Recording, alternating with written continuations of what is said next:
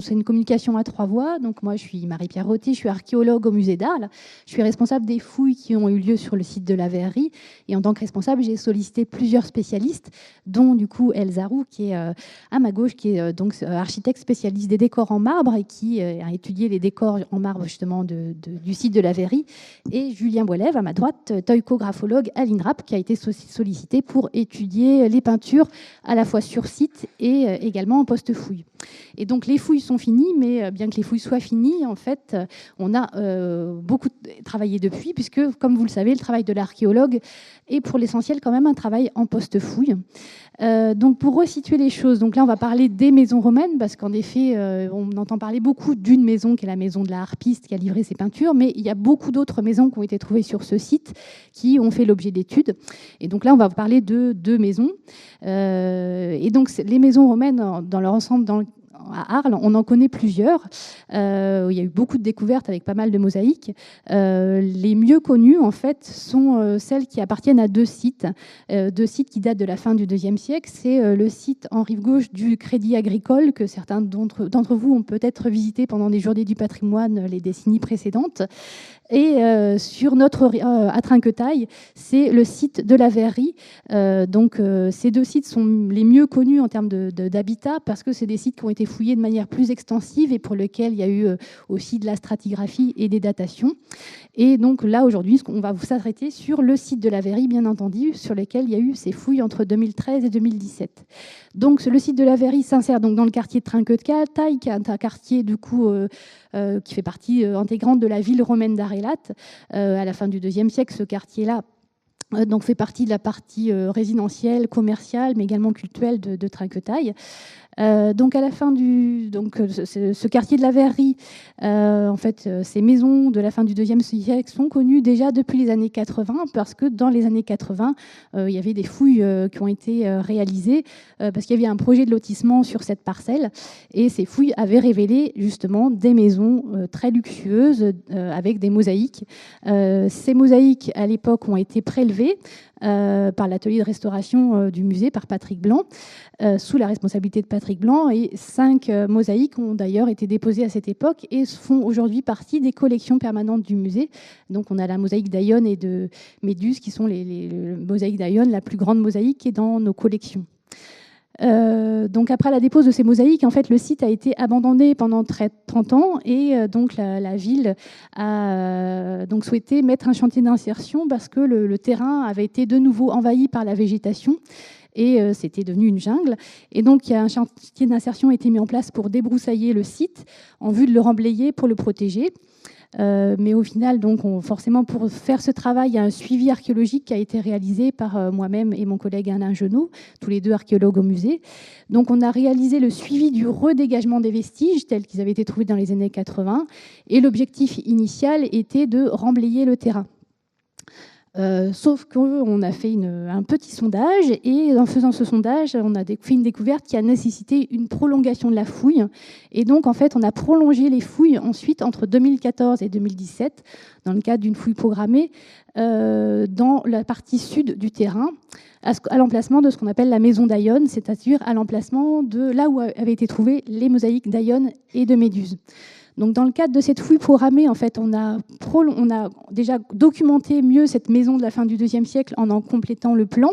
Donc, vous voyez là, vous avez le plan de la maison d'Aion avec 2 pièces dans les années 80, et ensuite le plan complété par les fouilles que l'on a menées. Mais l'objectif aussi principal était d'atteindre le niveau archéologique plus ancien, en faisant un sondage dans l'emprise où avaient été déposées ces 2 mosaïques. Et 1,60 m sous ces mosaïques, on a pu mettre au jour une maison plus ancienne du 1er siècle avant Jésus-Christ. Donc pour cette fouille, en fait, un partenariat a été fait avec plusieurs institutions. L'un des principaux partenaires de cette opération est l'INRAP, dont Julien est représentant, et donc sont associés à cette opération une trentaine de chercheurs, dont je vais vous épargner l'énumération, mais vous les voyez apparaître ici, et 2 d'entre eux sont parmi nous aujourd'hui pour évoquer 2 types de décors: décors en marbre évoqués par Elsa, décors d'enduit peint évoqués par Julien.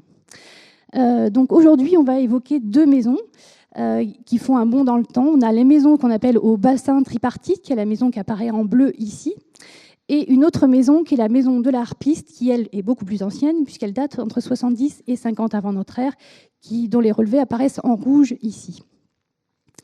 Concernant la maison de la fin, la maison au bassin tripartite, donc la maison la plus récente qui date de la fin du IIe siècle.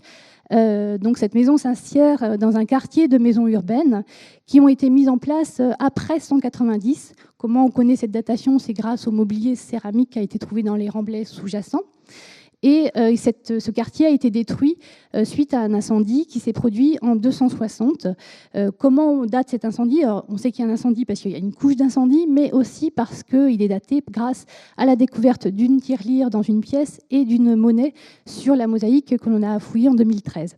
Ces deux indices sont concordants et permettent de dater cet incendie de 260. Et on sait que cet incendie a d'ailleurs toucher l'ensemble du quartier de Trinquetaille à cette époque-là, pas seulement le site de la verrerie.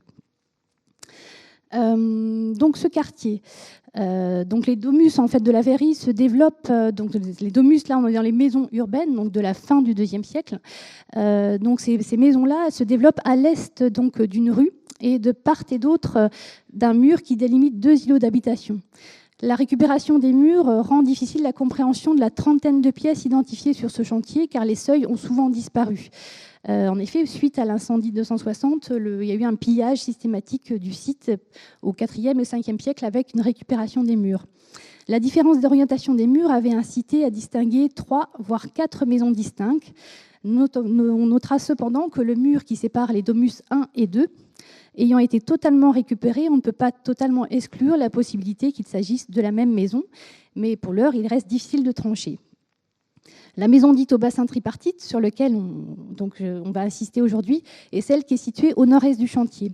Elle a été dégagée partiellement en 83 et son plan a été complété grâce aux fouilles de 2013 et notamment par la découverte de la pièce à abside qui apparaît ici sur le plan et en photo ici. De cette maison, nous n'avons qu'une vision tronquée. Les pièces qui apparaissent en grisé ici sont mal documentées, mais elles encadrent en fait une pièce beaucoup plus grande, de 75 mètres carrés. Donc là, vous avez une vue zénithale de cette pièce. Et cet espace accueille, du coup, vous voyez un bassin subdivisé en 3 parties, d'où bassin tripartite. Donc ce bassin, il est là, avec une abside, une partie centrale et une autre abside. Et ce bassin accueille en plus un puits qui est ici.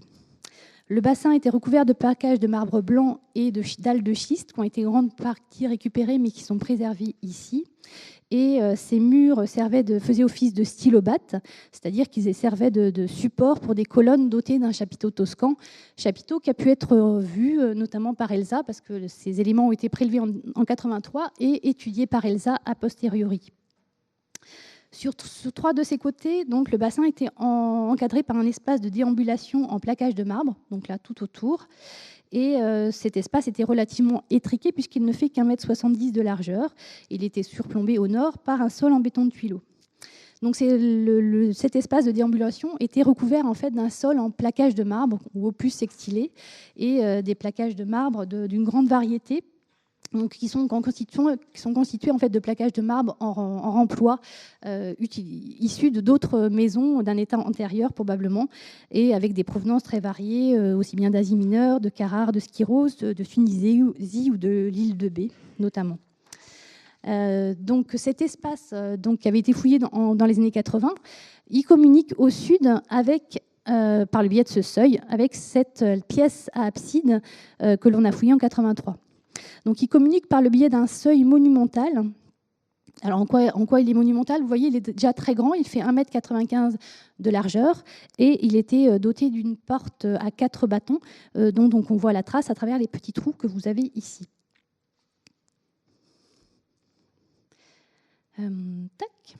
Donc ce seuil en plus est encadré de part et d'autre. En fait, il était encadré par des pilastres moulurés dont on voit l'empreinte dans le marbre qui est ici et dont on voit aussi l'empreinte dans le mortier de tuileau qui porte ces sols.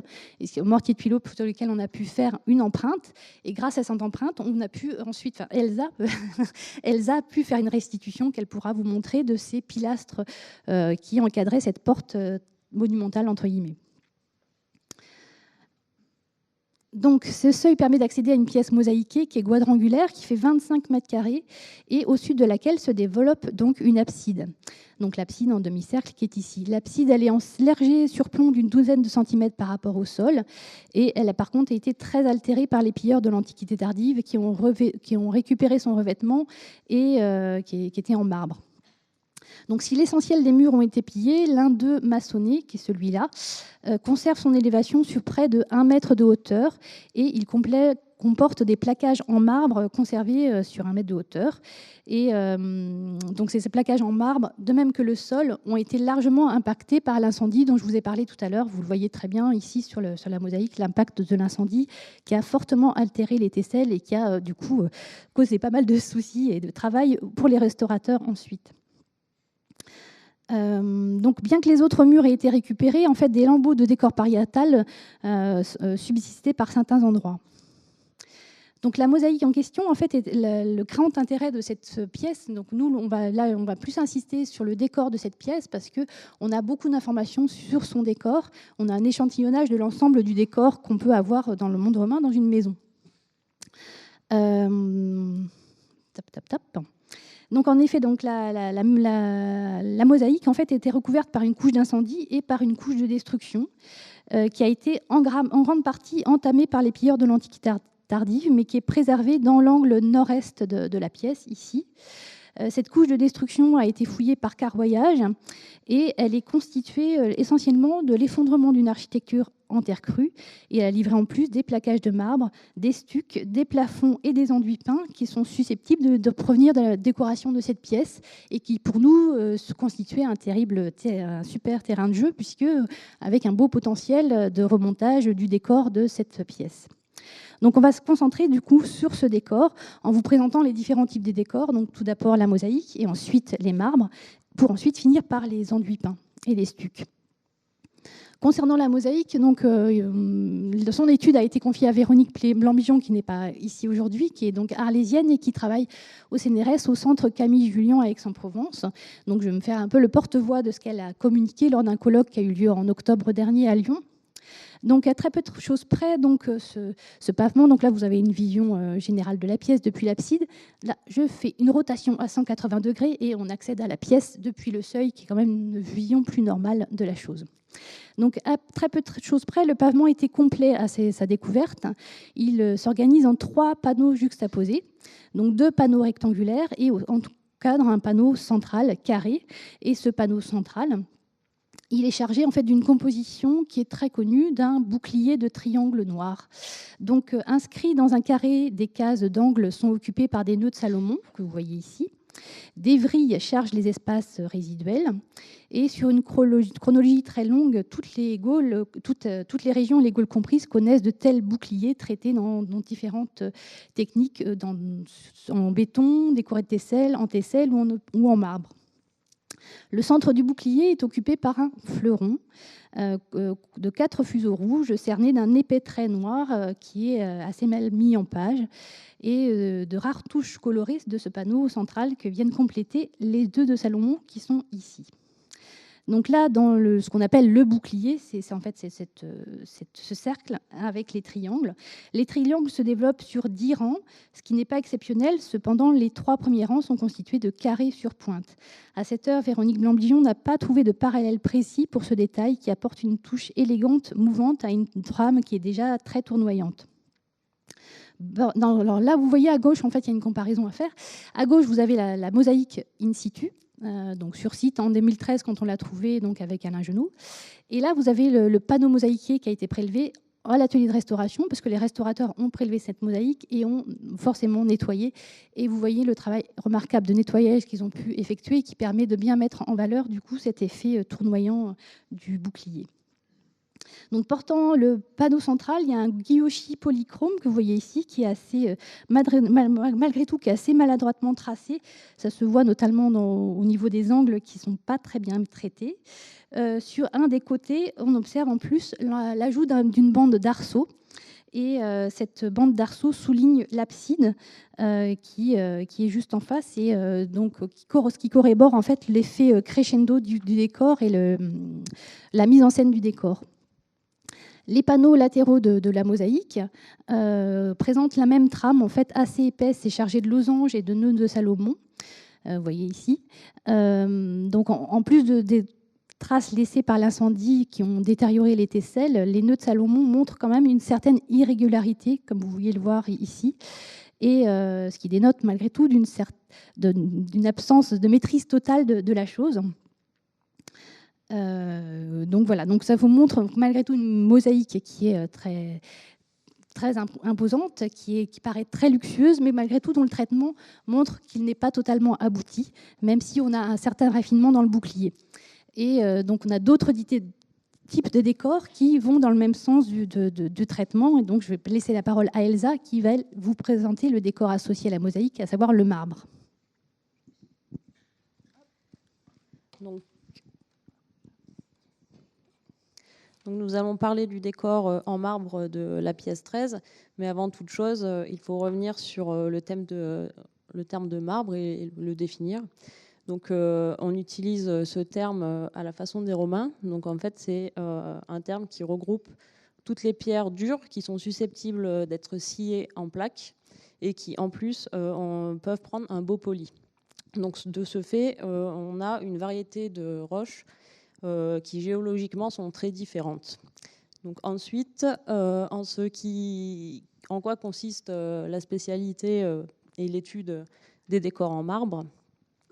Donc c'est d'abord une étude qui permet de réfléchir et d'identifier la provenance des roches, donc pour déterminer les origines. Et c'est aussi, et sans doute ici encore plus important, une étude de l'ensemble des fragments qui va permettre de réfléchir donc, au décor et permettre de proposer, lorsque c'est possible, des restitutions des décors.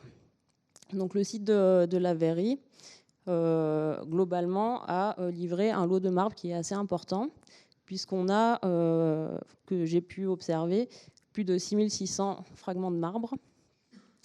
Donc c'est un lot conséquent qui regroupe donc le mobilier issu des fouilles anciennes, donc des fouilles de 1983-1984, et l'ensemble du mobilier collecté donc, par les fouilles qu'a pu mener Marie-Pierre donc, sur le site.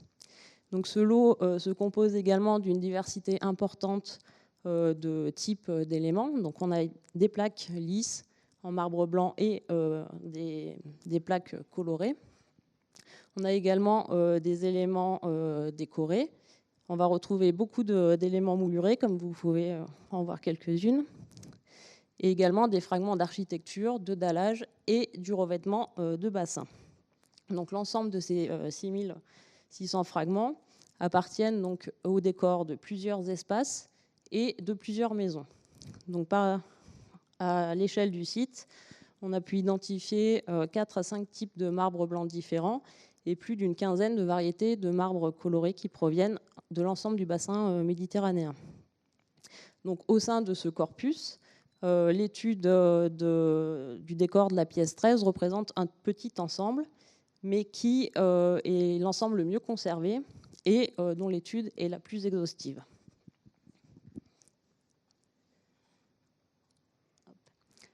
Donc, lors des fouilles, plusieurs murs présentaient des décors en marbre encore en place, donc ce qui est assez remarquable.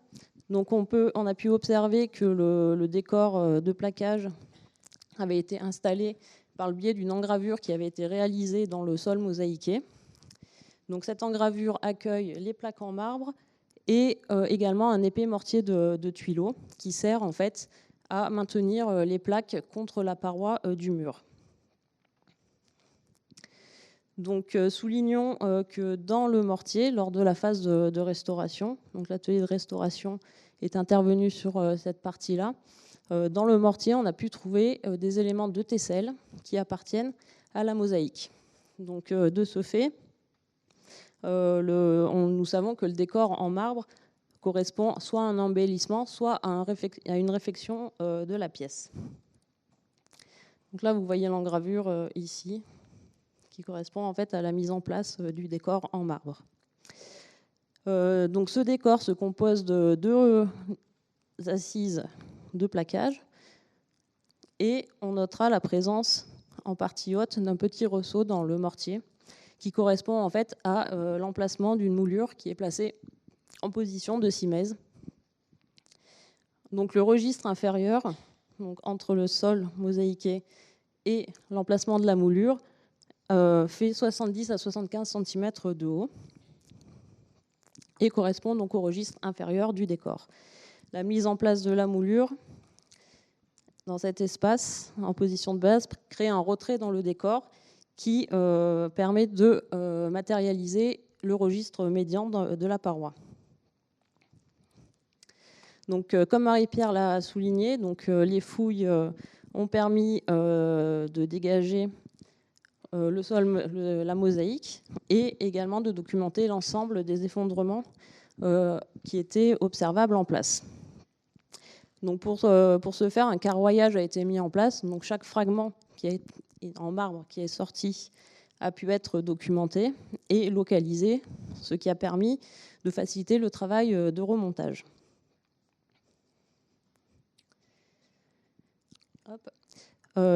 Durant l'étude,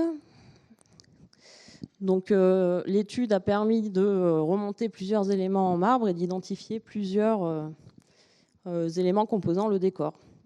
Donc on a notamment pu remonter 2 plaques de très grande dimension que nous appelons orthostates. Donc ce sont des grandes plaques en marbre vert de Charistos, donc en Grèce, qui viennent de Grèce, qui font en largeur 80 cm et une hauteur estimée d'environ 150 cm. Ensuite, plusieurs fragments de plaques ornées. Donc ce sont des plaques assez fines avec des décors qui sont sculptés dessus.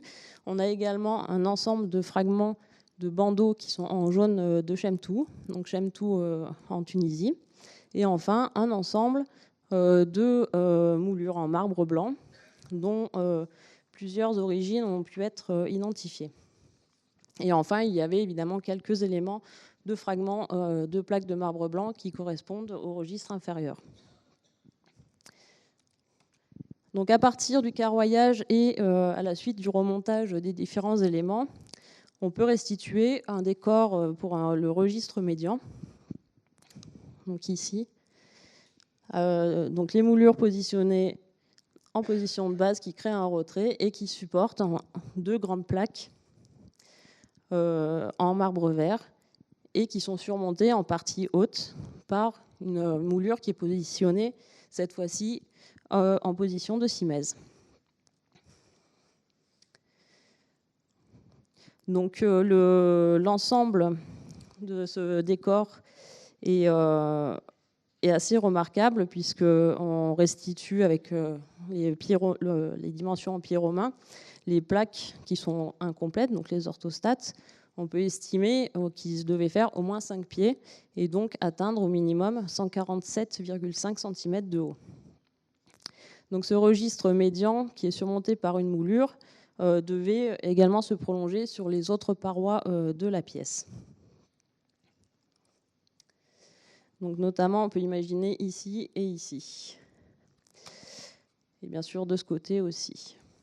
Enfin, on a également du marbre, comme Marie-Pierre l'a souligné, qui était présent au niveau de l'abside, qui indique également que l'abside présentait un décor plaqué en marbre, qui, cette fois, n'est pas en marbre blanc, mais qui est en marbre vert de Charistos. Donc on a une abside avec des tons en partie basse qui sont inférieurs. Enfin, avec la mise en place du carroyage, on a pu également localiser donc, les éléments de plaques ornées et de baguettes en jaune de Chemtou étaient concentrés dans les parties à proximité de l'abside. Donc cette localisation permet de supposer la présence d'un décor plus travaillé et sans doute légèrement différent que celui que je vous ai montré et qui a pu être restitué. Donc on est en fait sur une pratique qui met en valeur l'abside. Donc on a le décor le plus soigné et le plus sophistiqué qui est visible en fait directement quand on entre dans la pièce, c'est ce qu'on voit. Donc on a plus de polychromie et une mise en valeur de l'abside qui doit être matérialisée par un changement au niveau du décor. Et les parties qui sont en fait de part et d'autre de la porte, qui sont donc à contre-jour et qui sont potentiellement dissimulées en partie par les vantaux de la porte, ont un traitement qui est plus sobre. Donc ce décor est quand même exceptionnel, puisqu'on a une élévation du décor en marbre qui atteint environ 2,40 m et qui devait être surmonté par un autre registre, un troisième registre, qui n'est pas en marbre, mais qui pouvait être en peinture ou en stuc. Donc on suppose la présence de ce troisième registre, notamment parce qu'on est en présence d'une porte qui est assez monumentale et qui implique donc une élévation assez importante. Et on peut estimer à minima la hauteur de la pièce à 3,50 m. Et de plus, aucun élément en marbre ne pourrait indiquer la présence d'un troisième registre en marbre.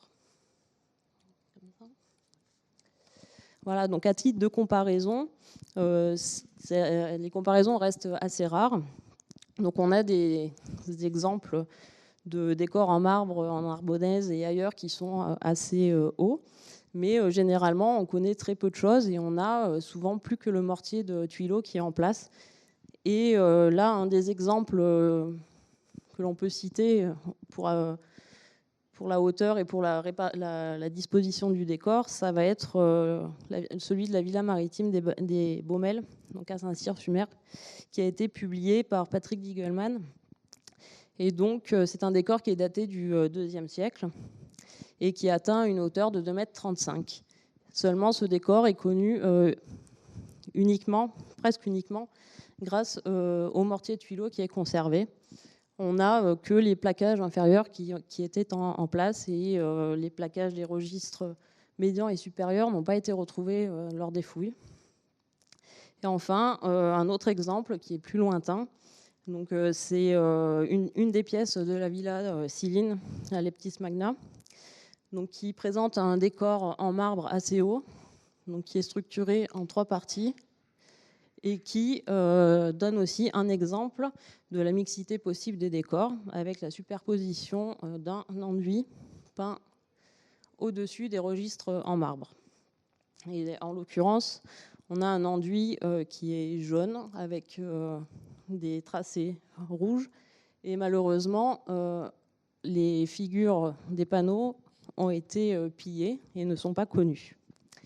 Donc je vais céder la parole à Julien qui va vous parler des enduits, des stucs. Merci. Donc on va évidemment rester dans cette maison tripartite. Vous avez compris, c'est essentiellement cette pièce à abside qui a livré la majeure partie des éléments de décoration connus dans cette maison, même si évidemment ça ne veut pas dire que c'était la seule pièce décorée. Dans cette pièce, on avait donc directement au contact de la mosaïque de nombreuses plaques et fragments qui étaient effondrés face contre sol, la majorité correspondant à des plafonds peints qui ornaient donc le couvrement de la pièce, sans doute un plafond plat. Ces enduits sont essentiellement constitués de terre crue à l'époque, mais ils ont été ici indurés par l'incendie, c'est-à-dire durcis par cette chauffe qui a cuit la terre, ce qui a permis justement de conserver une partie des supports. Il faut imaginer que la terre était appliquée en plafond sur des bottes de roseaux qui étaient liés entre eux par des liens végétaux et des cordelettes. Et ce sont toutes ces empreintes que vous voyez au revers qui correspondent à ces empreintes donc, de roseaux, de cordelettes, de liens végétaux qui nous confirment la situation en plafond de ces éléments. Sans la cuisson, évidemment, on n'aurait pas du tout retrouvé ces empreintes puisque la terre était crue et aurait disparu. Donc, cet incendie nous donne la chance d'avoir ces empreintes. En revanche, elle pose un autre problème en surface, puisque vous voyez ici à droite les deux fragments. Pour le coup, là, l'incendie a énormément dégradé la surface peinte de ces fragments et il devient quasi impossible de faire une lecture fine et en tout cas complète du décor de ce plafond. On n'est pas parvenu à des remontages suffisamment importants et à une lecture correcte du décor pour pouvoir le restituer. On est simplement en mesure de dire qu'on a un plafond polychrome qui accueille des aplats, des bandes successives, notamment dans les tons rouge, jaune, marron, une présence aussi assez importante du bleu égyptien. Dans l'angle nord-est de la pièce, en revanche, on avait des niveaux de démolition qui étaient un petit peu mieux conservés, d'où proviennent l'essentiel des fragments de peinture murale, cette fois, et de stuc. Quelques plaques, vous le voyez ici à gauche, étaient même en connexion sur des surfaces assez restreintes, ce qui pouvait quand même laisser penser à des effondrements en place. Quand on parle d'effondrement en place, je vous rappelle qu'on parle d'effondrements qui n'ont pas été perturbés depuis le moment où ces peintures sont tombées. Alors, le remontage des plus grandes plaques nous a quand même permis d'identifier, vous voyez à droite ici, une partie du décor avec ce grand champ blanc encadré d'une bande rouge, limité en bas par une bande rouge plus large, et qui accueille deux pseudo-édicules. Ce sont des représentations très très schématiques d'édicules, couronnées ici par un fronton à double volute, avec un encadrement à bande verte et à filet rouge. Et une bande rouge sommitale. Sous cet édicule prennent place des éléments dont on connaît un seul exemplaire, en l'occurrence une amphore. Et vous remarquez dans l'ouverture du col arrondi des petits points rouges, des gros points rouges même, qui évoquent sans doute une denrée, mais très clairement sans volonté naturaliste manifeste. Il est hors de question de tenter d'identifier ici la nature du contenant de ces amphores. On a donc dans l'ensemble une réalisation ici qui est extrêmement rapide, grossière pour ne pas dire franchement peu soignée, avec aucun effet, par exemple, sans effet de volume ou d'ombre, avec des proportions qui sont également peu harmonieuses. On ne cherche pas du tout à rendre le volume de cet amphore, il n'y a pas du tout de jeu d'ombre, il n'y a aucune profondeur, on est quelque chose vraiment d'assez grossier. Et c'est un décor qui présente par ailleurs une composition qui est assez minimaliste, développée dans une palette chromatique, vous voyez, qui est également des plus pauvres. Alors je dresse un portrait assez médiocre de ces peintures, mais on en verra des bien plus belles après, je vous assure. On a quand même aussi avec cet ensemble, ce premier groupe qui est cohérent, mais dans la même pièce, on a trouvé d'autres éléments du décor qu'on n'a malheureusement pas pu raccorder de manière certaine et qui présentent quand même manifestement d'autres parties, avec toujours ces fonds blancs limités par une bande rouge qu'on avait envie de mettre en lien avec les précédentes, mais on n'a jamais eu de collage effectif. Et on retrouve là des systèmes d'encadrement avec des nœuds de ruban traités en rose, des encadrements verts, et également quelques plaques qui suggèrent un traitement d'imitation de marbre peint, avec ici ces bandes obliques en dégradé. Il reste difficile donc de remettre tout ça ensemble, de voir si tout appartient bien à la même pièce. Et Elsa a évoqué tout à l'heure le lien avec les marbres, potentiellement au-dessus, mais on n'a pas de contact direct, donc on a choisi de ne pas présenter les choses ensemble parce que les hypothèses restent possibles du lien avec les marbres ou de quelque chose de totalement indépendant, on n'en a pas absolument la preuve. La pièce a également livré quelques éléments de stuc qui constituent deux petits ensembles. Donc pour rappel, le stuc, c'est un enduit qui est travaillé en relief. Ce n'est pas un matériau, c'est une technique. C'est un enduit qui est travaillé en relief qui permet donc de faire en général, le plus souvent, les moulurations, les corniches. Ici, effectivement, on a deux corniches. Une première que vous avez en haut, qui est une corniche droite à profil lisse, c'est-à-dire que c'est un profil qui est dégagé à partir d'un gabarit, une forme en bois qu'on tire sur la matière fraîche et qui crée la mouluration. Pour seul agrément décoratif de cette corniche, on a peint la partie supérieure en rouge, mais on note là encore un traitement assez grossier quand même et assez irrégulier de cette corniche. On a aussi pu noter que certains des fragments présentaient, les plus grands sur lesquels on peut l'observer, présentaient une courbure qui invite peut-être à les replacer dans une partie courbe de la pièce. On a évidemment envie d'y voir peut-être des éléments de l'abside ici. La seconde corniche que vous avez en bas est un petit peu plus élaborée puisqu'elle présente trois registres estampés. Estampés, c'est-à-dire qu'on a dégagé un motif avec un moule qu'on est venu appliquer sur la matière fraîche et qui répète le motif voulu. avec ici donc 3 rangs successifs. Le rang inférieur présente au centre une pomme de pin encadrée de 2 cornes d'abondance, puis d'oiseaux qui tiennent dans leur bec un gland. Et sur le registre médian, on va trouver cette fois des bucranes, ce sont ces protomées, ces crânes de bœuf décharnés, alternant avec des guirlandes en feston et avec une sorte de petit fleuron. Enfin, sur le registre supérieur, on note cette fois une amphore centrale encadrée de 2 antilopes affrontées. On a donc un décor peint qui offre une grande simplicité de motifs, une certaine maladresse dans la réalisation, maladresse qui a été soulignée, je vous rappelle, également pour la réalisation de la mosaïque et avec certains marbres qui sont de récupération. Et on a un ensemble pour la peinture qui offre finalement assez peu de comparaisons en Gaule, alors que la composition en elle-même, avec ses édicules schématiques, est plutôt assez commune. Mais on a finalement assez peu de décors qui offrent une telle simplicité d'ornementation. Et ce sont donc des éléments qui, s'ils appartiennent bien au même décor, dénotent par leur apparente simplicité. La corniche en stuc estampé, par exemple, est habituellement réservée plutôt à des décors soignés et elle surprend en lien avec la peinture qui est en revanche beaucoup plus modeste. Les motifs développés sur ces stucs sont en revanche d'usage tout à fait fréquent, comme les bucranes ou les guirlandes, qui sont vraiment très, très caractéristiques. Je vous ai mis quelques exemples. C'est vrai aussi pour les vases et les oiseaux. On peut signaler des motifs similaires, comme vous voyez, sur une corniche de la maison voisine à Arles même, dans la maison d'Aillonne, et également sur une corniche, ici je vous ai mis de la villa de Lebar, en haut à droite, où vous retrouvez le même enchaînement. Vous voyez la pomme de pin, les cornes à boire, et les cornes d'abondance, pardon, et les oiseaux affrontés. L'antilope reste en revanche un motif moins répandu, mais qui trouve quand même un parallèle, notamment à Autun, ici en bas à droite, la ville d'Autun qui offre, il est vrai, le plus gros corpus de stuc connu en Gaule. Voilà ce que nous pouvons dire de ces décors peints et stuqués pour cette maison. Donc pour conclure sur cette maison, donc donc l'étude, en fait, le combiné de tous les décors et leur positionnement dans la pièce et dans leur emblème destruction confirme en fait qu'on est bien dans une pièce d'apparat dont la hauteur quand même peut atteindre au minimum 3,50 m, et ce sont ces études qui permettent d'avoir cette restitution. Et donc on constate une mise en scène quand même du décor dans le but de mettre en valeur l'abside, dont on ignore néanmoins la fonction précise, malheureusement, puisqu'elle a été fait l'objet de pillages. Donc le panneau, ce qui confirme la chose, c'est que le panneau central de la mosaïque est axé non pas sur le seuil, mais sur l'abside, et dont la présence est également soulignée par la petite bande d'arceaux. De même, le décor en marbre, Elsa l'a montré, il est constitué de plaquages lisses et de part et d'autre de l'entrée sur une hauteur de 2,40 m. Et ce plaquage devait être plus élaboré et intégrer des marbres moulurés au niveau de l'abside. Quant aux enduits peints, même si on n'a pas beaucoup d'indices, mais ils sont extrêmement frustres. Ils ont été retrouvés dans les remblais, dans l'angle nord-est de la pièce, donc c'est-à-dire dans l'entrée.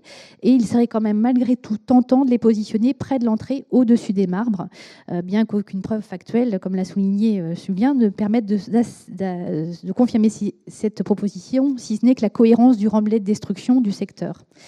Donc le décor de cette pièce d'apparat est plutôt surprenant parce qu'il est de prime abord très, très luxueux, et il est luxueux puisqu'on est quand même dans une maison d'un riche site propriétaire, mais il révèle malgré tout une finition qui est imparfaite parce que la mosaïque, elle présente quand même un tracé lourd et maladroit, et la seule finesse apparaît à travers le bouclier central qui est donc à ce motif tournoyant. Les revêtements pariétaux en marbre, ils sont luxueux, mais ils utilisent en fait des plaquages de modules variés qui sont des remplois. Quant aux enduits peints, Julien a bien insisté sur leur piètre qualité, en effet.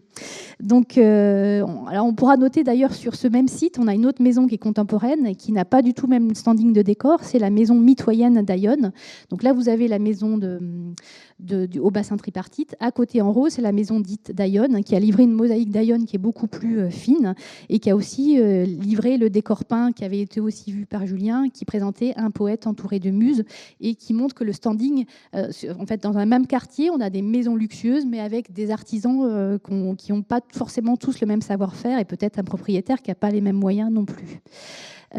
Pour ce qui est de la fonction de cette pièce, en fait, c'est la présence de 2 tapis mosaïqués qui sont ici, de part et d'autre du panneau central, combiné à l'observation de la trace sur les plaquages de marbre,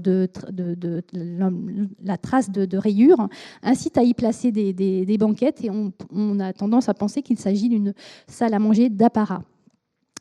Donc, par ailleurs, la chance que l'on a dans ce musée, c'est qu'on a un service archéologique et un service restauration, et les restaurateurs ont prélevé la mosaïque, les plaquages en marbre. Les plaquages en marbre également ont été prélevés par les archéologues, puis étudiés par Elsa, ils ont été traités, et les enduits peints aussi sont en cours de traitement. Donc, ce qui fait que l'ensemble des éléments de décor ont été traités et seront susceptibles un jour d'intégrer soit une exposition temporaire, soit les collections permanentes du musée si elles sont réaffectées. Et on pourra du coup vous donner à voir cette restitution de cette pièce avec son seuil, sa mosaïque, les plaquages de marbre qui sont remontés sur plus de 2 mètres, les enduits peints qui ont été trouvés dans cette même pièce et les stucs. Et ce sera une première puisque dans notre musée, le décor est abordé à travers les sols, il n'est pas abordé encore à travers les décors sur les murs. Donc on pourra le faire à travers cette présentation. Donc là, on a fini avec la maison de la fin du IIe siècle, la maison au bassin tripartite. On va passer plus au sud sur le chantier de la Verrerie. On va passer dans le secteur où on avait trouvé cette fameuse maison d'Aïonne avec les mosaïques qui ont été prélevées dans les années 80.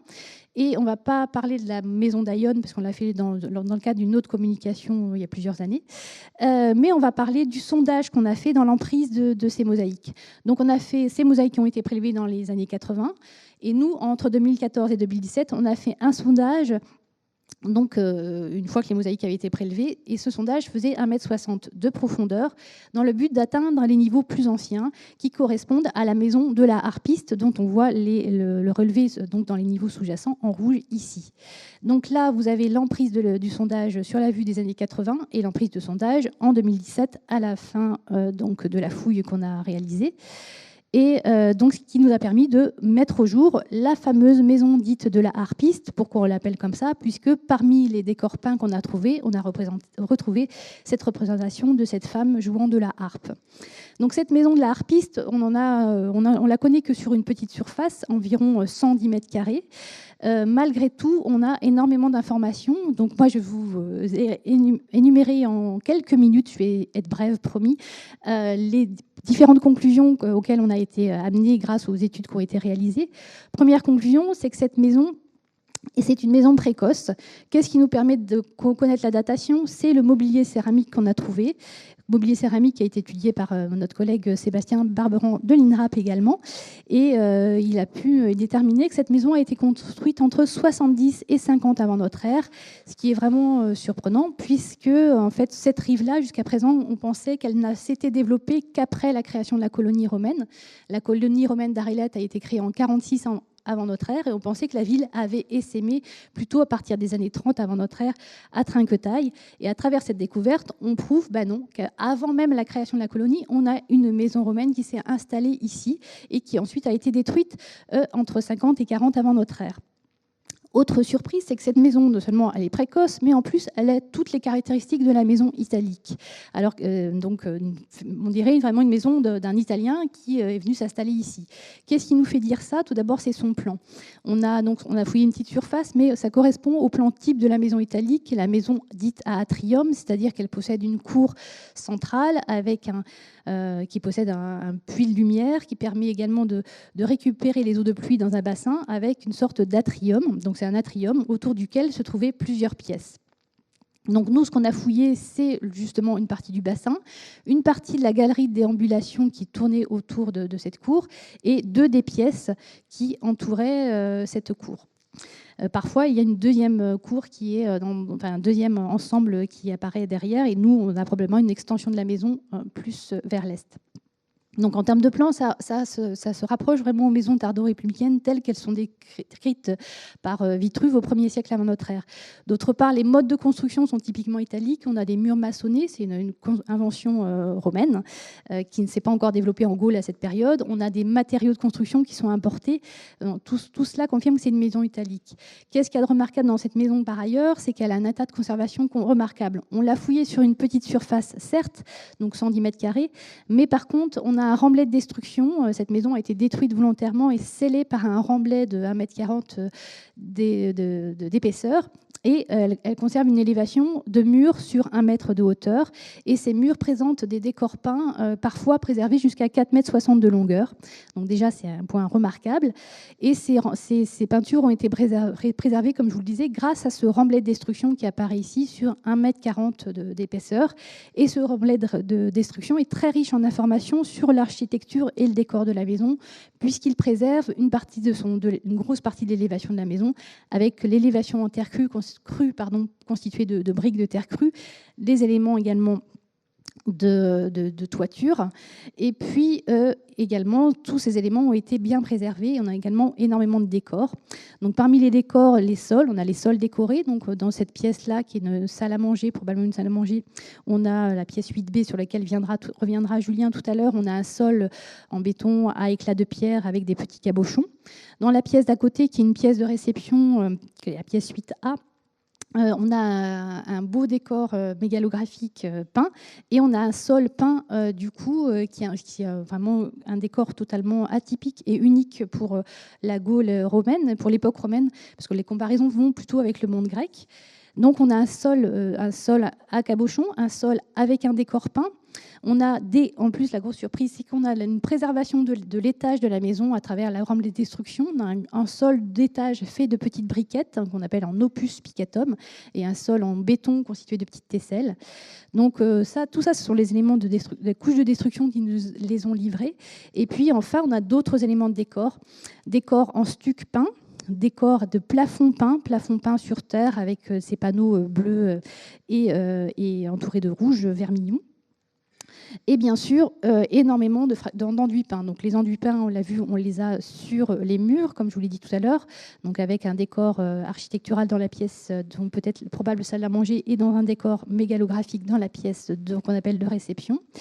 Et on a des enduits peints fragmentaires retrouvés dans ces remblais de destruction. Et ces fragments d'enduits peints, on en a retrouvé des milliers et des milliers qu'on a conditionnés dans ces caisses de ce type. Et des caisses de ce type, on a retrouvé 800. Alors, donc la fouille, on a fini en 2017. Et pourquoi l'étude des peintures a été si longue à lancer ?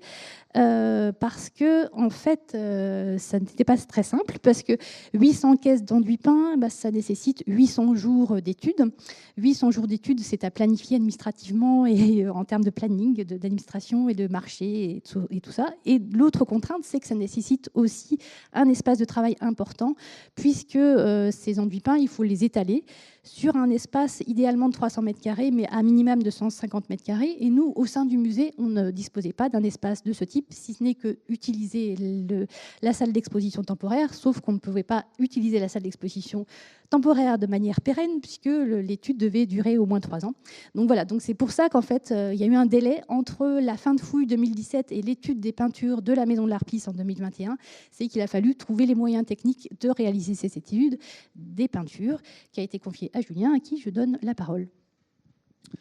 Merci. Donc, comme vous l'a dit Marie-Pierre, depuis maintenant 3 ans, nous nous attelons spécifiquement à l'étude des peintures de la Maison de la Harpiste, mais vous avez vu qu'on a étudié d'autres choses avant sur les maisons plus précoces.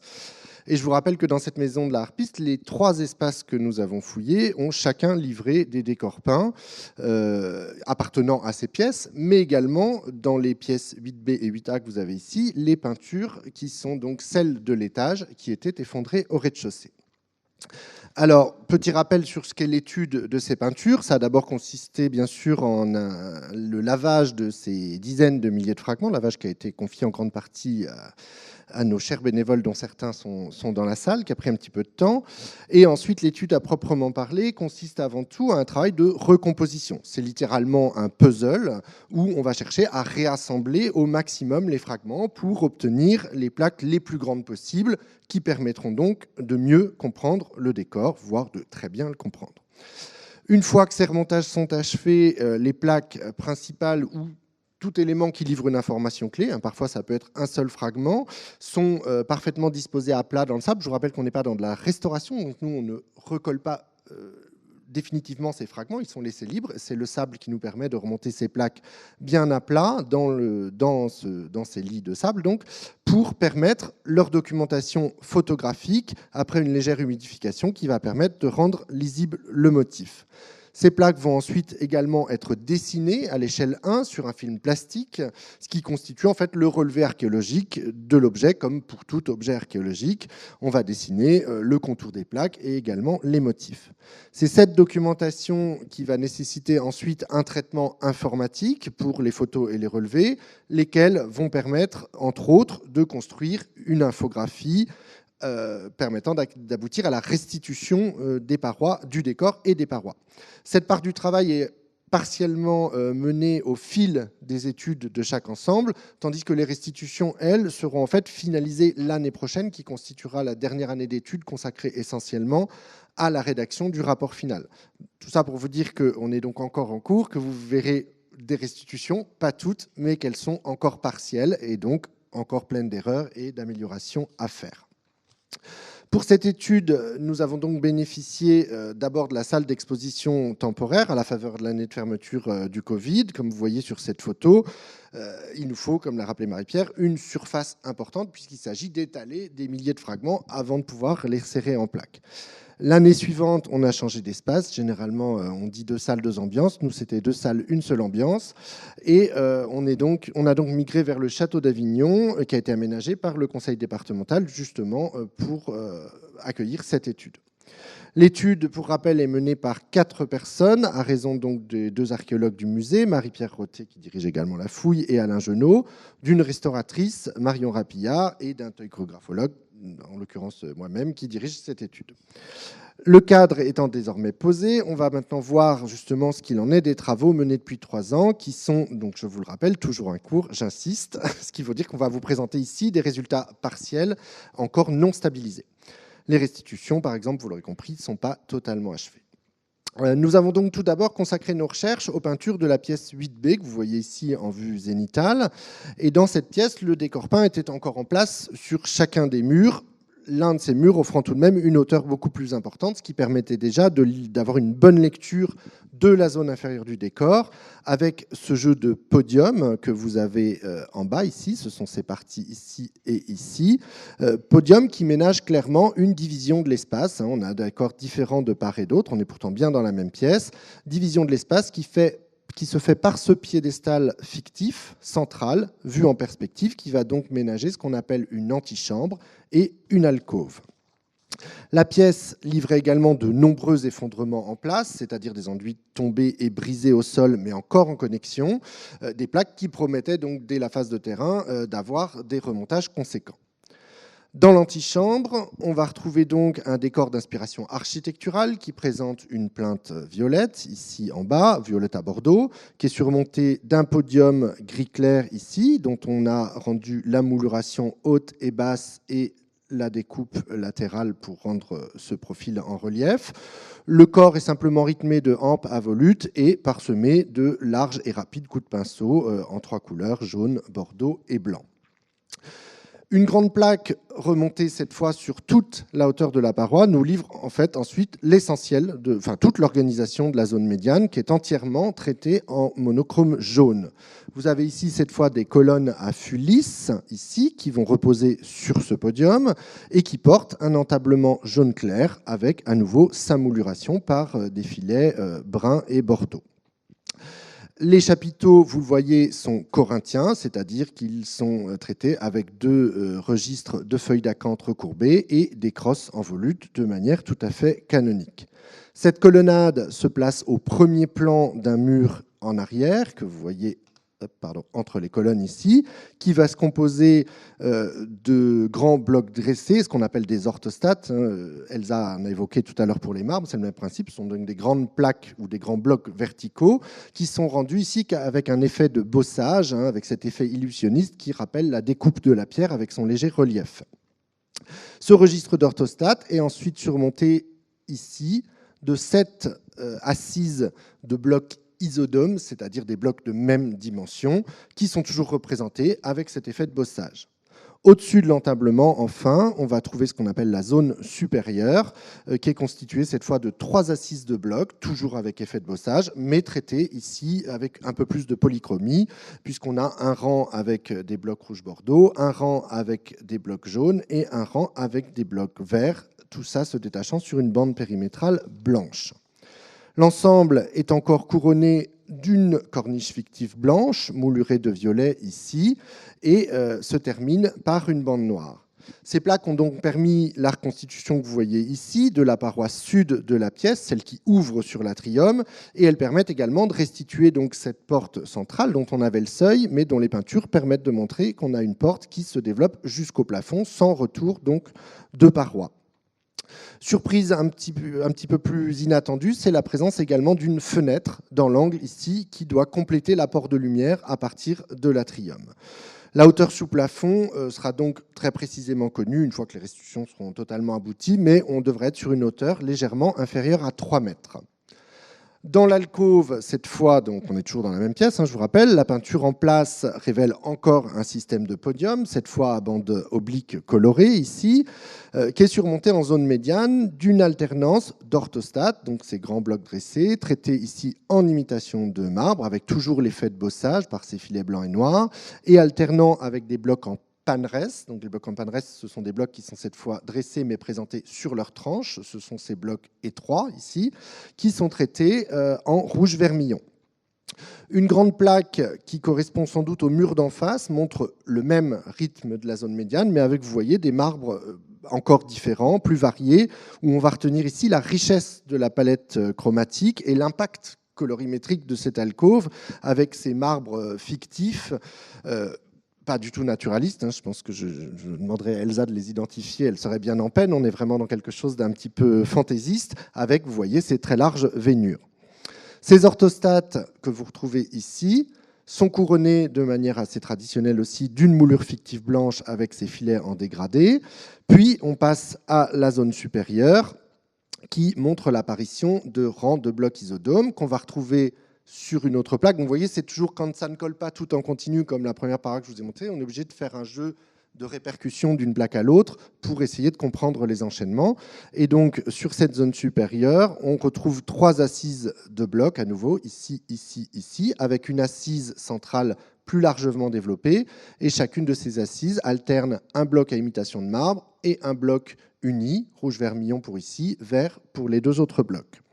Ces rangs sont surmontés d'une frise à fond violet, ici, violet-bordeaux, qui accueille une petite scène figurée.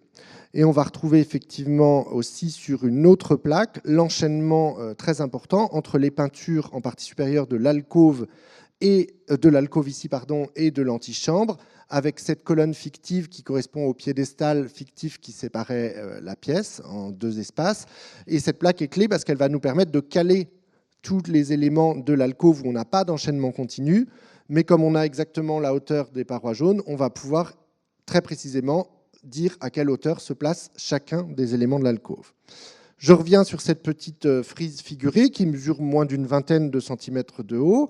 Je vais vous aider un petit peu dans la lecture parce que cette plaque-là est très dégradée, mais en fait, on a des petits personnages ici et on a avant tout une frise qui est rythmée d'arbres, assez simplement représentés, et qui accueille donc des personnages nus, peints en rose, qui tiennent chacun une longue lance jaune. Et on a également sur cette plaque la présence d'un chien. Alors, je n'ai pas poussé jusqu'à le redessiner parce que c'était vraiment un petit peu trop aléatoire, mais vous devez réussir à reconnaître son oreille, sa gueule et les 2 pattes avant dressées. Il est donc en pleine course. Les pattes arrière sont ici. Donc ce chien et nos personnages armés confirment une scène de chasse. Les personnages peuvent évoluer aussi bien vers la droite que vers la gauche, et certains, vous voyez, agitent sur leurs bras une étoffe, ici peinte en vermillon, qui est en fait une étoffe destinée à agiter le gibier, soit à le diriger vers d'autres chasseurs, soit à l'attirer.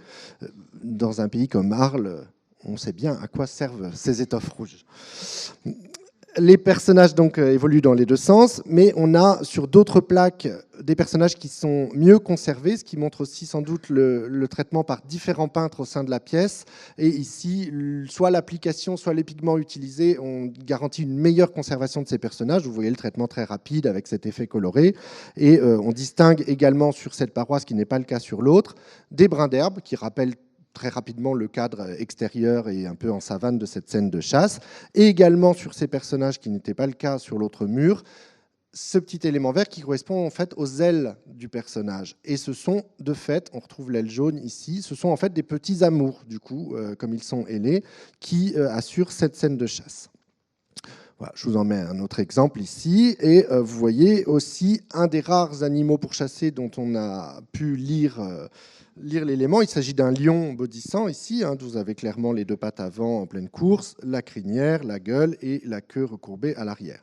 D'autres animaux étaient présents, sans doute des animaux fantastiques, mais malheureusement trop incomplets pour permettre leur identification. Ces éléments permettront donc, en tout cas là encore, une restitution sans doute complète du décor et de la paroi, dont je vous propose ici donc une version, je le rappelle, j'y tiens beaucoup, très provisoire, mais ça vous donne un petit peu une idée de l'impact coloré de cette alcôve.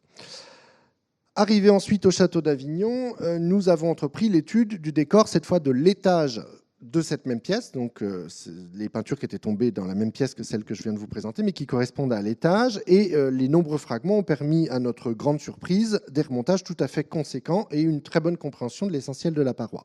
Je crois que cette grande plaque suffit d'ores et déjà à vous donner l'importance des remontages et la très bonne compréhension de ces lectures, puisqu'on a presque toute la hauteur de la paroi ici, et on connaîtra encore, là aussi, précisément la hauteur de la pièce.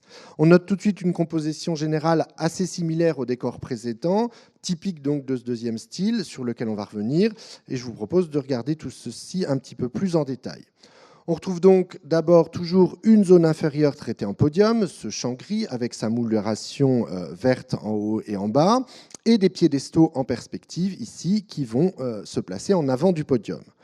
Vous voyez ici un détail du fond gris du podium, qui est en fait un fond gris moucheté par projection de différentes couleurs, ces couleurs correspondant à celles qu'on va retrouver sur la zone médiane qui était peinte en premier. Ce sont en fait généralement les fonds, les restes de pots de peinture qui restent du chantier qu'on va utiliser en zone basse pour faire tous ces mouchetis.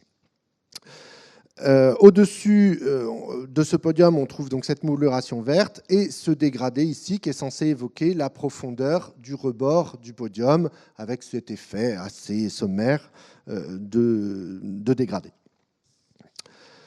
La zone médiane va ensuite accueillir, sur une autre plaque assez importante ici, vous le voyez, des orthostates, toujours, qui sont ici rouge-vermillon, avec encore l'effet de bossage par les filets blancs et les filets noirs. Et ils alternent avec des blocs en panneresse, comme on a vu précédemment, toujours ces blocs dressés, qui sont ici traités en imitation de marbre, des imitations toujours assez fantaisistes. Et dans le traitement d'un même, vous voyez ici des détails donc de ces différents marbre, franchement rapide. Et on a simplement ajouté ici, ce qui est assez peu habituel, l'ombre portée du bossage sur deux côtés. En général, on se contente des filets. Ici, on a rajouté une ombre un petit peu plus large. Dans le traitement de ces mêmes marbres d'un panneau à l'autre, on va aussi reconnaître différentes mains d'artisans. Vous voyez ici, il y en a un qui fait des veinures beaucoup plus sinueuses et qui rajoute des couleurs marron qui ne sont pas présentes, par exemple, sur ces plaques-ci. Par exemple, vous n'avez pas les traits marrons et les traits sont beaucoup plus rectilignes. Donc, on a toujours des ateliers qui travaillent avec plusieurs artisans.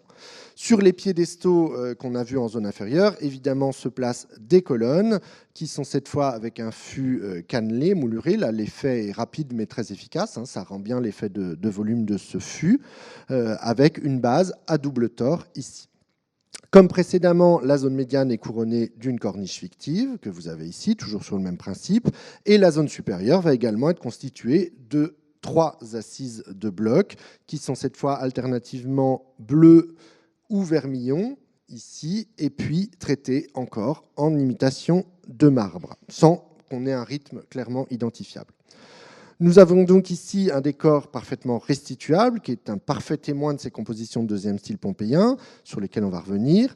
Mais sur une autre plaque, ça se complique un petit peu, puisque nous sommes bien ici sur le même décor à droite.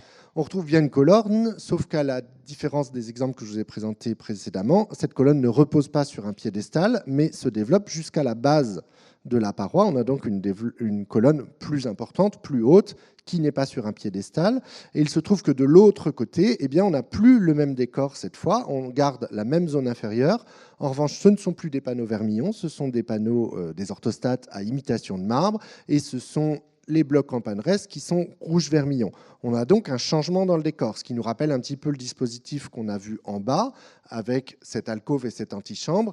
Malheureusement, de cette partie gauche de la pièce, ici, enfin, par rapport au sens de lecture de la plaque, on a très peu d'éléments et on a donc du mal à dire ce qui se passe après, d'autant qu'on est à l'étage et que donc on ne connaît pas la disposition de la pièce, puisque bien sûr elle n'est pas conservée sur le site. Et dans cette seconde partie, la partie supérieure va être également différente, puisqu'au-dessus de ces blocs à imitation de marbre, on va avoir cette fois 3 rangs d'assises de blocs toujours, mais là traités uniformément en bleu égyptien, avec une bande périmétrale rouge vermillon. On connaît quelques éléments des chapiteaux de colonnes, malheureusement assez incomplets, mais dont on voit le traitement assez fin quand même, avec cet abaque ici orné d'un fleuron central. Donc ces colonnes qui vont porter un entablement commun aux deux zones, de part et d'autre des colonnes, avec une bande rouge bordeaux. Et enfin, une moulure sommitale, ici, une corniche fictive sommitale. Je vous ai mis un autre exemple d'un autre bout de chapiteau qui montre une bague avec des rangs d'oeuvre et des feuilles d'acanthe, probablement. Et puis, donc, cette moulure fictive sommitale, dont on sait qu'elle est au sommet de la paroi, parce qu'on a ensuite une bande blanche ici, dont le mortier s'amincit, ce qui est caractéristique de l'organisation en sommet de paroi. Ces deux décors de l'étage comme celui du rez-de-chaussée s'inscrivent donc parfaitement dans des compositions qui sont les plus répandues pour ce qu'on appelle le deuxième style pompéien. Il s'agit donc d'une retranscription uniquement par la couleur et le traitement illusionniste de la peinture de riches parois qui étaient faites en grand appareil avec colonnes, assises, bossages, imitation de marbre. Le style est probablement apparu à Rome, où les plus anciens exemples connus sont notamment ceux de la maison des Griffons. On parle ici de deuxième style à parois fermées, dans le sens où la peinture ne suggère pas de véritable ouverture vers un monde fictif ou vers l'au-delà du mur, en fait. Et la peinture va se limiter à une profondeur assez restreinte, qui correspond juste à la profondeur et à l'épaisseur des éléments architecturaux. Ce deuxième style est très bien représenté à Rome et se développe entre les années 80 et 20 avant Jésus-Christ. L'organisation de la paroi, vous le voyez, est souvent la même et vous aurez sans doute noté déjà des similitudes avec nos décors arlésiens, les podiums, les colonnes, les orthostates, les assises de blocs, par exemple. Ces décors qui ornent en général les plus riches demeures, mais également des palais et quelques bâtiments publics ou des sanctuaires, offrent toutefois en Italie une variété de couleurs, mais aussi des éléments architecturaux qui sont quand même souvent plus finement détaillés. Par exemple, ici, sur cette paroi de Rome, on va noter la finesse de ces entablements avec ces consoles en S qui les supportent. Des rangs de raies-de-cœur ou de perles aussi qui se développent souvent. On va retrouver d'autres exemples au-delà de Rome, plus au nord de l'Italie, par exemple, le remarquable sanctuaire de Brescia, sanctuaire tardo-républicain, dont vous voyez ici toute la finesse du traitement de la zone inférieure avec un rideau fictif et ces marbres à nouveau très colorés. Ici aussi, ces frises à svastika. Encore un exemple, ici en Italie, dans la riche villa de Bosco-Reale. Ces décors anciens sont donc bien l'apanage des plus riches demeures et donc des plus importants commanditaires. Le style s'est également diffusé dans les provinces, notamment en Espagne, avec ses décors de Bilbilis, où vous reconnaissez dorénavant sans problème les caractéristiques formelles de ces décors. Vous noterez aussi la palette chromatique, avec l'emploi fréquent du rouge vermillon, de ces violets bordeaux, qu'on retrouve notamment à Arles et qui sont bien particuliers pour cette période. En France, ce deuxième style a également été diffusé dans le sud de la France, où on recense une vingtaine d'exemples, parfois limités à quelques fragments. Le site de Glanum étant celui qui a livré les ensembles les plus complets dans plusieurs maisons, dont quelques-uns sont restituables. Et je vous propose ici un facsimilé qui a le mérite d'évoquer la paroi. La qualité du facsimilé est discutable, mais vous reconnaîtrez ici l'organisation, et on retrouvera par exemple ici la bande inférieure avec le podium inférieur avec les bandes obliques, qui doit vous rappeler la zone inférieure de l'alcôve à Arles. Enfin, cette année, nous avons entrepris le remontage des enduits de la pièce d'apparat, donc la salle voisine qu'on appelle la salle 8A, qui livrait également des peintures en place. On avait ici un podium, toujours, traité en imitation de marbre, comme vous voyez ici avec ces traitements jaunes, et en zone médiane, un fond vermillon, donc là, une abondance de ce pigment très luxueux, qui est rythmé par des colonnes. Entre elles prennent place des piédestaux dont vous avez les bases ici, dont on sait que chacun accueillait des personnages de grande taille. Le travail étant en cours, je n'ai pas encore assuré la couverture photographique de ces plaques remontées et littéralement avec cette photo, je ne lèverai qu'un tout petit coin du voile sur cette étude que nous aurons sans doute plus largement l'occasion de vous présenter une fois l'étude achevée dans les années à venir. Je vous rappelle donc que les personnages déjà identifiés, dont certains ont été largement complétés depuis, on a bien sûr notre fameuse harpiste, mais également des ménades, donc les femmes qui accompagnaient le cortège bachique, qui jouent du tambourin, ainsi qu'une représentation du dieu Pan et de Silène. Les éléments complétés cette année confirment donc la présence d'un cortège bachique, même si nous n'avons pas pu identifier malheureusement la divinité principale, Bacchus, qui est manifestement sur un mur dont les éléments ont été détruits et que nous n'avons pas en notre possession. L'un des murs offre quand même des remontages conséquents qui devraient assurer encore une fois une connaissance précise de la hauteur de la pièce et nous donner le rythme de répartition des personnages.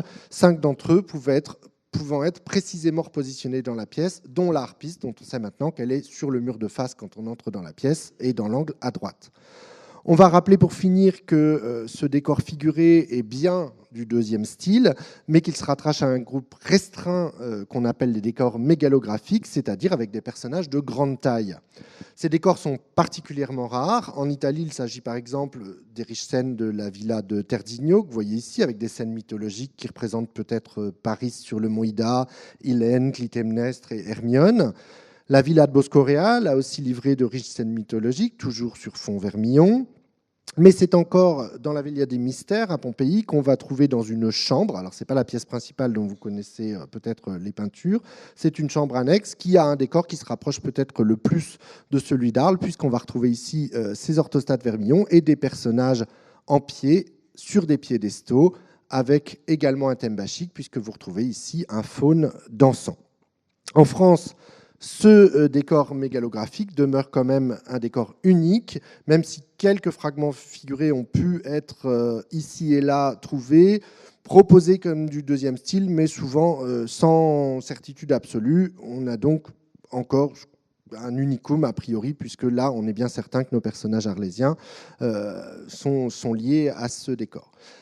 Enfin, pour finir, juste pour vous dire que donc on étudie ce troisième décor cette année, il nous restera à étudier aussi tous les autres éléments de décor trouvés notamment dans l'atrium, dont de très riches décors encore de deuxième style et des éléments qui proviennent sans doute pour partie de pièces que nous n'avons pas fouillées mais qui ont été rejetées dans l'atrium. On a donc encore pas mal de travail qui nous attend. Donc, vous voyez le potentiel énorme de remontage et d'éléments exposés à long terme. Donc, comme le dit Julien, cette année, on va poursuivre l'étude des peintures au Château d'Avignon à partir du mois de mai jusqu'en novembre. Le remontage, on souhaite le finir cette année. L'an prochain, il travaillera sur le rapport. Et parallèlement, les restaurateurs travaillent également sur le projet d'intégration dans les collections et restaurent les éléments, parce que le but de tout cela, à terme, c'est d'intégrer ces peintures dans les collections. Mais il va falloir être patient parce qu'il faut la restauration, il faut la réflexion de l'intégration dans les collections en prenant en compte un autre critère, c'est le critère de conservation. Donc, en effet, puisque ces peintures possèdent un pigment qui est le cinabre, qui est le pigment le plus coûteux du monde romain, mais aussi le plus fragile et casse-pied, entre guillemets, pour nous, puisque ce pigment a le désavantage d'avoir le risque de noircir avec la lumière. et plusieurs facteurs. Et justement, la chance que l'on a, c'est qu'on a l'atelier de restauration du musée mène en ce moment un programme de recherche sur le noircissement de ce pigment en travaillant sur différents paramètres et en travaillant en termes de conservation préventive sur la lumière et de conservation curative sur le dessalement, puisque dans le noircissement, il y a la lumière, mais il y a aussi la présence de chlorure et l'humidité qui sont 3 facteurs. Et ces 3 facteurs combinés, les restaurateurs se développent ce programme de recherche. Donc les recherches sur la maison de la harpiste se poursuivent et sur le site de la Verrerie se poursuivent. Donc les peintures, avec Julien, on poursuit les recherches. Les restaurateurs poursuivent également des recherches, mais également d'autres matériaux qui font l'objet de recherches. Tout simplement, par exemple, les matériaux de construction. Cette année, on va lancer une étude plus approfondie sur les terres cuites architecturales de la maison de la harpiste. On a retrouvé beaucoup de tuiles et de briques, et notamment des terres cuites décorées avec ces petites têtes de chien qui encadrent en fait des gargouilles qui permettent de déverser les eaux de pluie dans le bassin.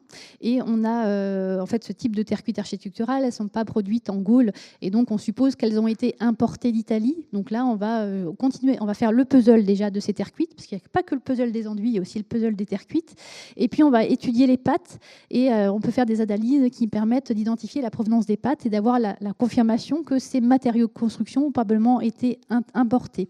Voilà, et donc on a en effet l'hypothèse que cette maison a probablement été faite par un Italien qui est venu s'installer ici, qui a fait venir ses artisans. On a plusieurs indices qui nous le confirment, et là ce serait un des indices concordants, et donc les études à venir vont probablement nous le confirmer, enfin on l'espère. D'autres études importantes sont en cours vont être menées aussi. C'est des études sur des matériaux qui sont moins visuels, puisque ce sont des études des sédiments. En effet, dans la maison de la harpiste, on a fouillé le puits, et dans ce puits on a prélevé des sédiments, et ensuite on confie ces sédiments à des spécialistes qui vont pouvoir les faire parler. Et le but est de restituer l'environnement de cette maison, parce que la grande question, c'est quelle est cette maison, dans quoi elle s'insère, est-ce que c'est une maison isolée, dans quel paysage elle s'insère, est-ce que c'est un quartier, est-ce que c'est une maison isolée, enfin, toutes ces questions, on n'a pas de réponse, parce qu'il n'y a pas de fouilles faites dans des niveaux aussi profonds dans d'autres secteurs de Trinquetaille.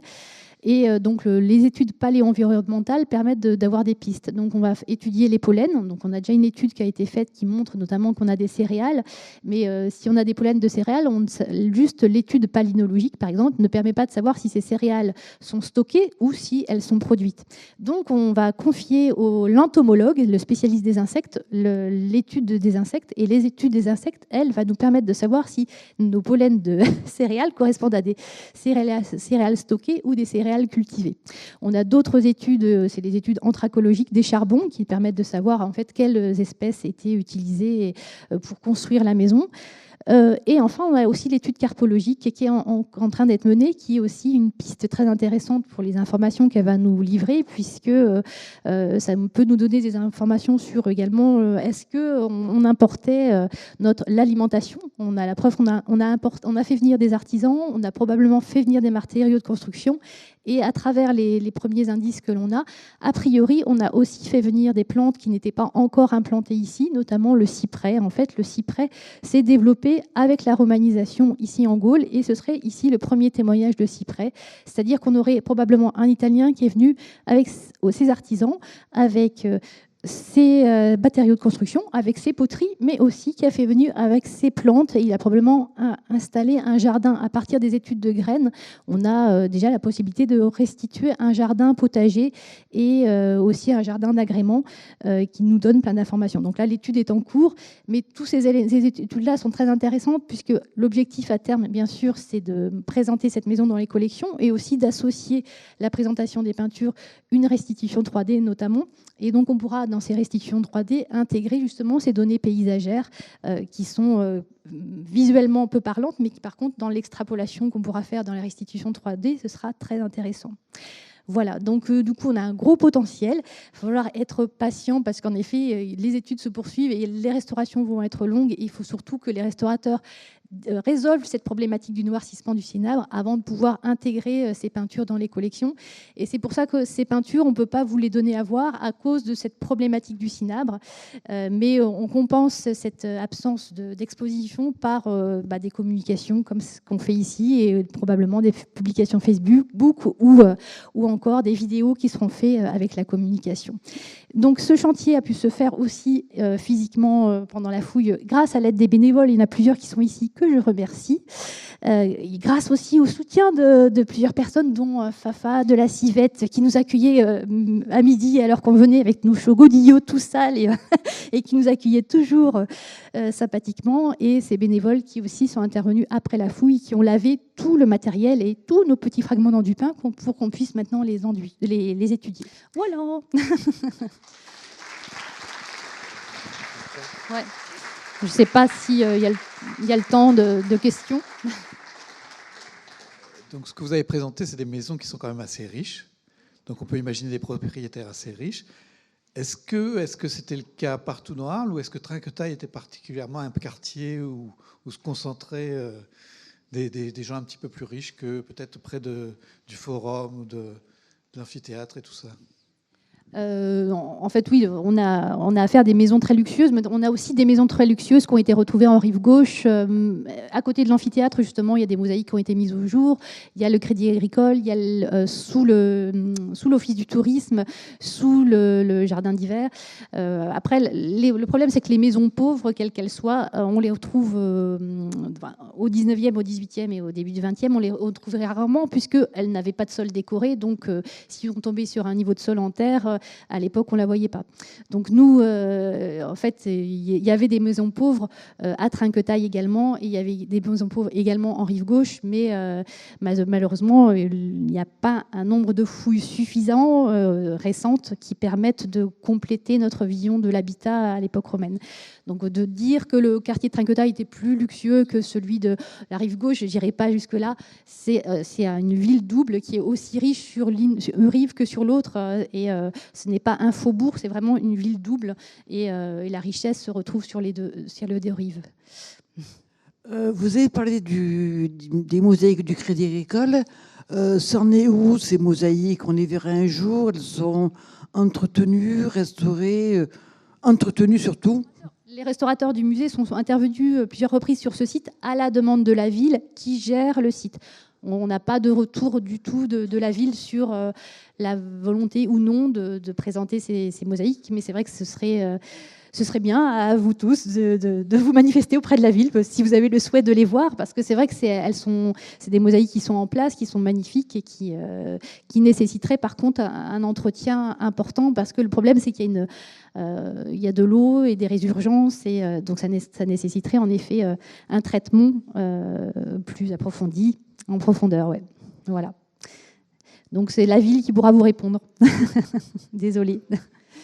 Est-ce que si on se retrouve dans une pièce avec beaucoup de mosaïques, ça peut être considéré comme une pièce haute définition? Il y a des pixels en tout cas. Bonjour, il m'avait semblé voir dans une illustration aussi un philosophe sur un fond rouge qui n'a pas été montré ce soir. Je ne sais pas d'où il vient, s'il vient aussi de la verrerie, d'une autre pièce, de quelle époque il était, et si vous travaillez dessus. Voilà.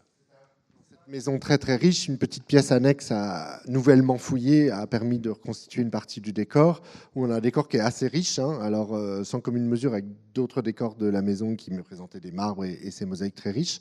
Mais justement, quand dans une petite pièce annexe, on a déjà un décor aussi riche, c'est bien que la maison est très riche. Et ici, vous retrouvez des panneaux vermillons, on n'est pas du tout à la même époque, on est ici à la fin du IIe siècle. Et on a des panneaux rouges qui accueillent chacun en vignette, c'est-à-dire en centre, un personnage. Le plus complet étant celui que vous avez ici, qui est un personnage avec son vêtement et qui tient dans la main un rouleau de parchemin, ce qui nous permet de l'identifier comme un poète, notamment parce qu'il est encadré des muses. On a pu identifier les 9 muses sur les autres panneaux et probablement la présence d'Apollon. Et du coup, voilà, c'est probablement un poète, pas un philosophe. Voilà. Et donc là, ça associait la maison dite d'Ayon, donc la maison qui a livré la mosaïque d'Ayon qui est dans nos collections.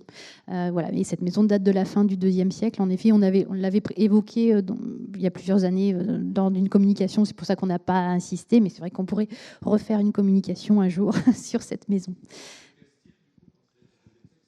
Alors, on n'est plus dans les styles pompéiens, puisqu'on est bien après la destruction de Pompéi. Donc, il n'y a plus de classification, comme on n'a pas ce corpus aussi conséquent. La classification de style ne vaut que pour les années précédant la destruction de Pompéi, donc avant 79. Donc c'est à propos de l'historique du site. Entre la maison de la harpiste et la maison de la Yonne, il y a des phases d'occupation ou... Oui, alors, ça marche ou pas? Oui, vous m'entendez? Ah, non. Oui, d'accord, ok. Alors oui, j'ai éludé la chose parce que sinon la communication aurait duré 2 heures. Donc en effet, entre la maison de la harpiste et la maison d'Ayon, il y a plusieurs niveaux d'occupation.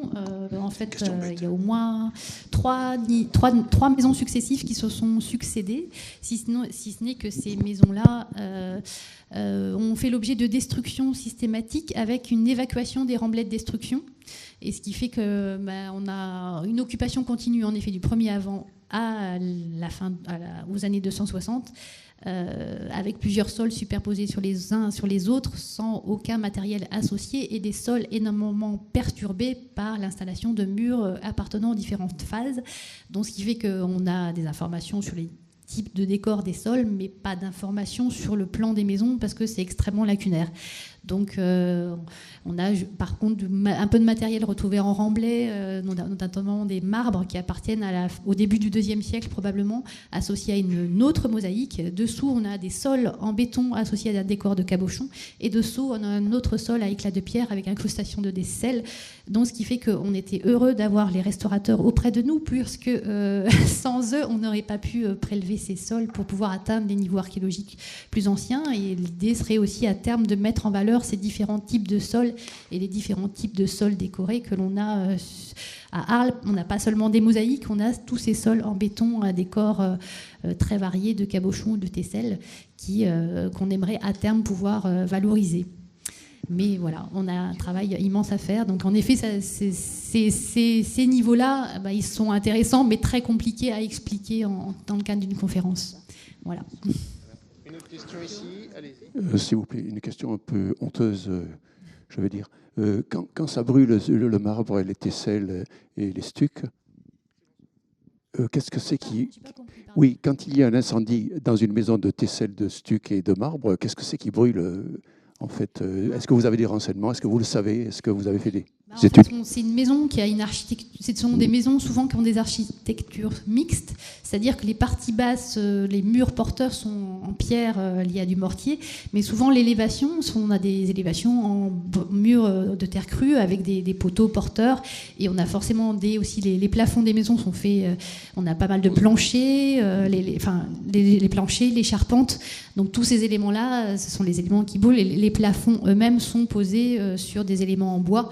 Et c'est pour ça que les plafonds peints présentés par Julien sont si bien cramés, parce que forcément, ils étaient posés sur des éléments de poutre et de plancher. Donc ça peut dire des lampes à huile, par exemple, ou des braseros ou... Le feu peut être très varié. L'origine du feu peut être très, très variée. C'est très dur à déterminer, évidemment. Il faudrait vraiment des niveaux absolument intacts pour retrouver l'origine. Ça arrive rarement, mais... Merci. Voilà, c'est vrai. Et ce qui est intéressant sur le site de la verrerie, c'est que toutes les maisons ont toutes subi un incendie. La maison de la harpiste a subi un incendie. On suppose pour la harpiste que c'est un incendie volontaire pour favoriser la destruction volontaire de la maison. Les autres maisons qui se sont succédées jusqu'à la maison d'Ayon et la maison au bassin ont toutes subi un incendie. Par contre, on ne peut pas expliquer les incendies des niveaux intermédiaires. Par contre, malgré tout, le dernier incendie qui a impacté le site de la verrerie, c'est un incendie qui a impacté tout le quartier et qui a aussi impacté la rive gauche, parce que le site du Crédit Agricole, par exemple, a été également incendié à une période similaire, et donc ça correspond aussi à une période de troubles politiques qu'on retrouve à Arles, mais également dans d'autres villes. Merci encore. Bonne soirée à vous. Je voulais donc remercier à nouveau Marie-Pierre, Julien et Elsa. Bravo. L'INRAP, les sociétés Ipso Facto et Hades.